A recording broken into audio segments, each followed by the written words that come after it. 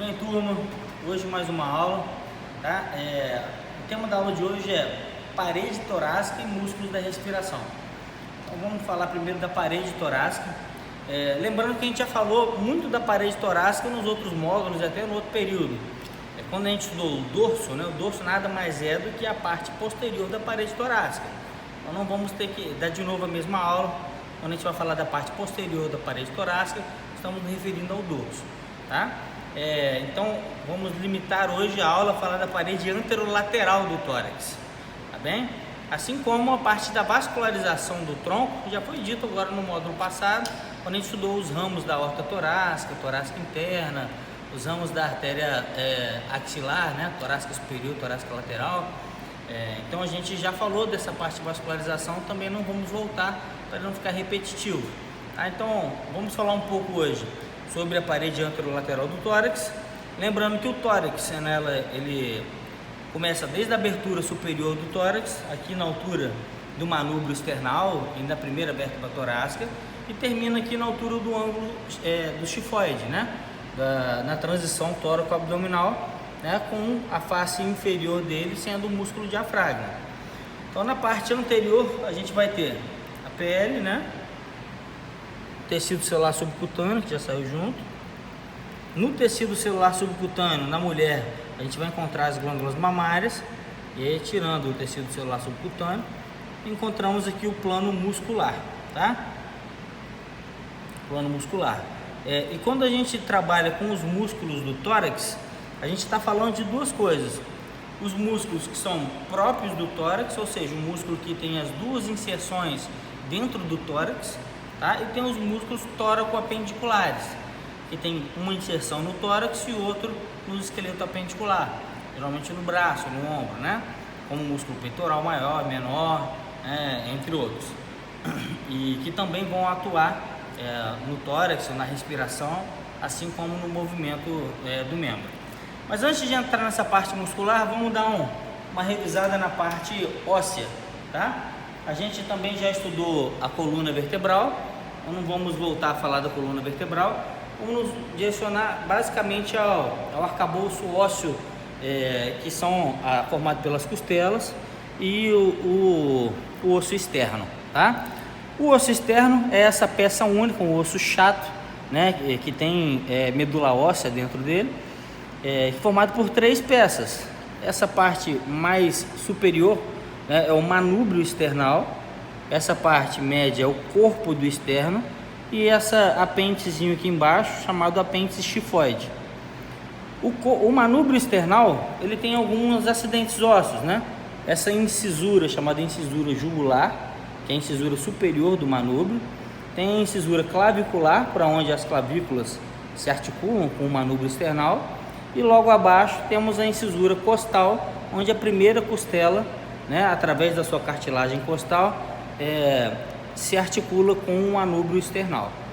O manúbrio external se encontra com o corpo do externo uma diferença de inclinação, tá? Então olha aqui de lado. O manúbrio tem essa angulação e o corpo essa angulação. Quando eles se encontram, a gente vai ter um ângulo pela mudança de direção.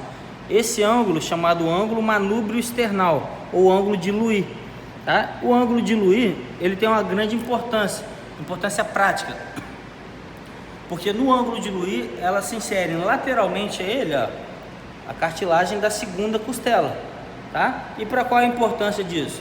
Quando a gente vai aprender a contar a costela, né, a gente vai sempre procurar o ângulo de Louis no exame físico e lateralmente a ele vamos encontrar a segunda costela. Mas qual a importância disso? No exame físico, para saber onde estão os focos da ausculta pulmonar, da ausculta cardíaca, aonde são os locais para botar o eletrodo do eletrocardiograma, tá? Então, para identificar qual é o espaço intercostal, a gente usa sempre um ponto fixo, que é o ângulo de Louis, tá? Então tem importância clínica muito significativa, tá? Que a gente vai achar lateralmente ela, tá? A segunda costela. Depois é só contar segunda, terceira, quarta. Se eu quiser botar alguma coisa no quarto espaço intercostal, já sei que está entre a quarta e a quinta costela. Como é que eu acho a quarta costela? Vindo do ângulo de Louis, acho a segunda e desço, tá? Então é uma grande importância.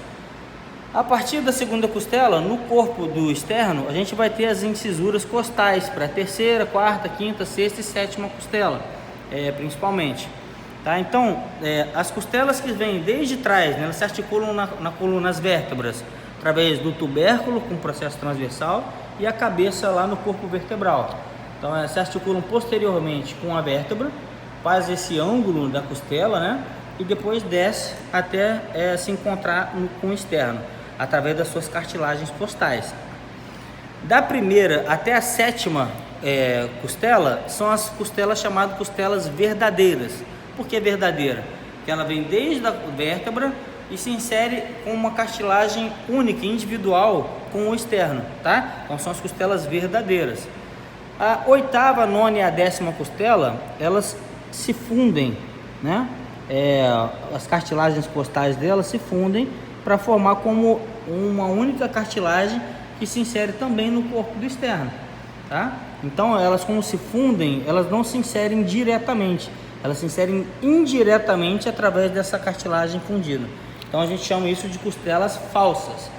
E as duas últimas costelas, são aqui as mais posteriores, são as costelas flutuantes, que a gente diz. Por quê? Elas saem das vértebras, tá?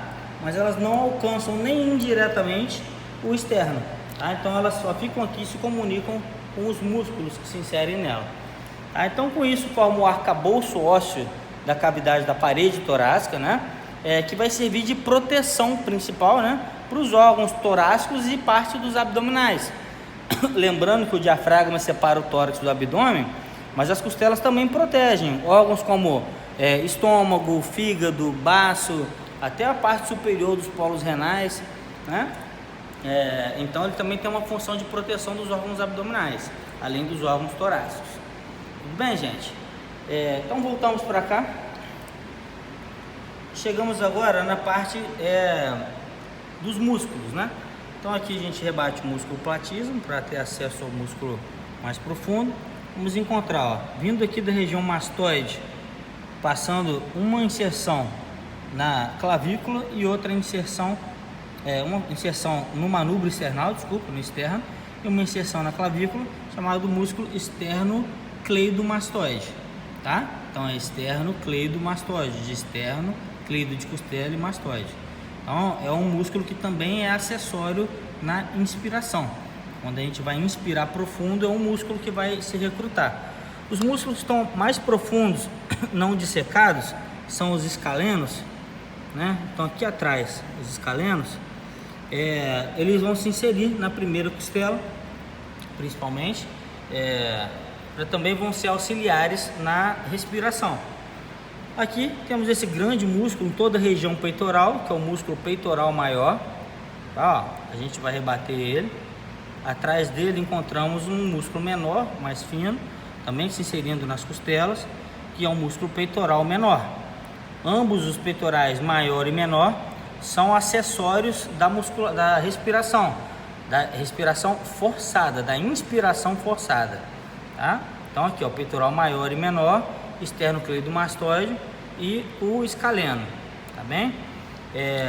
Além deles, a gente vai ter também esse músculo aqui, ó, que são os músculos serráteis, né? Lá atrás no dorso a gente estudou o serrátil posterior, superior e inferior, e aqui temos o serrátil anterior, essas projeções digitiformes, né, que levam da costela à costela, que são músculos mais finos, provavelmente de função mais de propriocepção, né, do que realmente de contração muscular, mas eles também são relacionados à musculatura.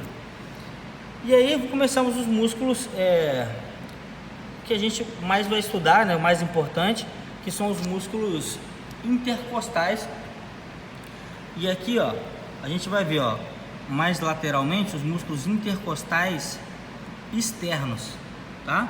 Músculos intercostais externos, eles têm o mesmo sentido de fibra daqui, ó, do músculo oblíquo externo, aqui no abdômen, do oblíquo externo.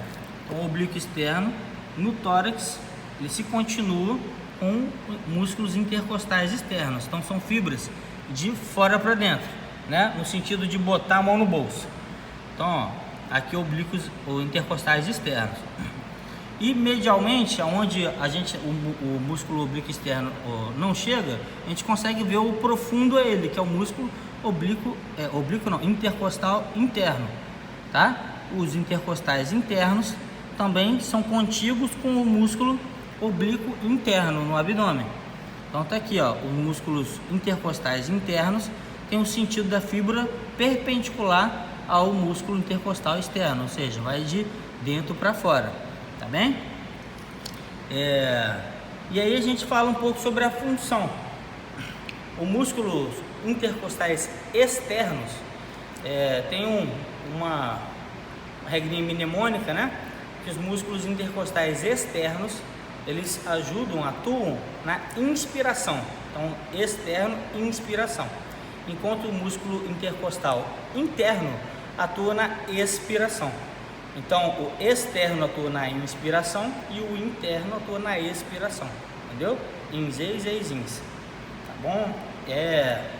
E posterior aos músculos intercostais internos, a gente vai encontrar aqui atrás, ó, teria a pleura parietal, que foi retirada, temos a face endotorácica, que também foi retirada, e esses músculos que são os mais profundos de todos, atrás das costelas, que são o músculo transverso do tórax, que também é contíguo com o músculo transverso do abdômen, tá? Então, o transverso do abdômen, por trás das costelas, se continua com o transverso do tórax.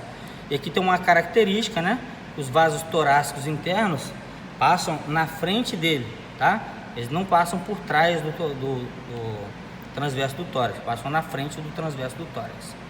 Tá bem? Então aqui temos o externo, né? E aqui o transverso do tórax. E o músculo mais importante de todos, né? A gente não poderia deixar de falar, é o músculo do diafragma, que aqui não dá pra gente estudar ele direito, mas é esse daqui, ó, o músculo do diafragma. Tá? O músculo do diafragma ele se insere desde aqui de baixo, em torno da 11ª costela, né? Vem até aqui na região do apêndice xifoide e depois continua lateralmente até de novo a 11ª costela, nos recessos que a gente tem aqui, né? Os recessos costofrênicos. Então o músculo do diafragma ele vai se contrair,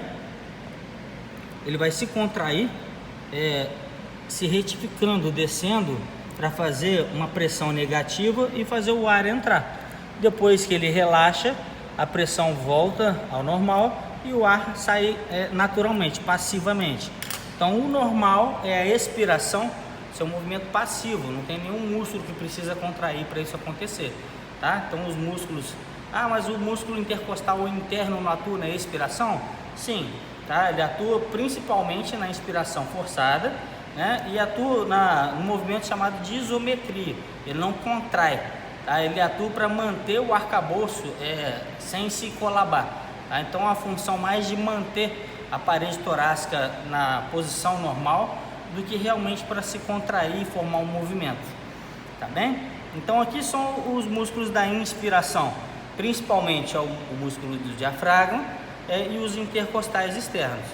Enquanto na expiração a gente é um movimento passivo, tá? Na inspiração forçada, além do diafragma e dos intercostais externos, vamos ter todos esses músculos que a gente conversou. Os músculos esternocleidomastoide, escaleno, peitoral maior e menor e serráteis, tá? Enquanto na expiração forçada, nenhum deles vai atuar. A expiração forçada, além do diafragma voltar, a gente vai atuar principalmente com os músculos do cinturão abdominal, tá? Porque além do diafragma voltar, quando a gente contrai os músculos do cinturão abdominal, os oblíquos e o reto, a gente aumenta a pressão abdominal que empurra mais o diafragma. Esse é o movimento que a gente faz quando a gente vai tossir ou espirrar, tá? A gente atua com a compressão dos músculos abdominais para que a pressão aumente embaixo e empurre o diafragma com mais força. Tá bom, gente? E com isso a gente falou um pouco sobre a parede torácica e os músculos relacionados ao processo de respiração. Beleza? A gente se vê então na videoconferência. Um abraço.